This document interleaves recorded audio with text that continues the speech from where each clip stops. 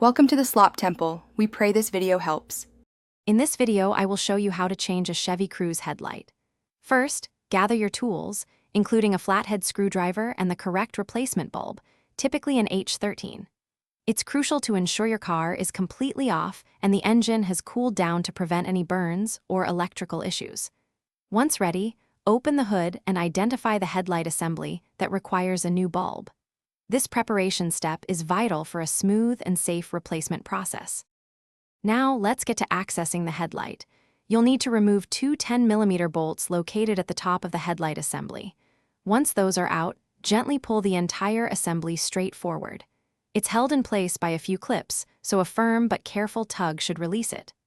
After the assembly is free, disconnect the main electrical connector by pressing its release tab and pulling it away. This gives you full access to the bulb. With the headlight assembly out, replacing the bulb is straightforward. First, twist the old bulb counterclockwise to unlock it from its housing and pull it out. Be careful not to touch the glass of the new H13 bulb, as oils from your skin can reduce its lifespan.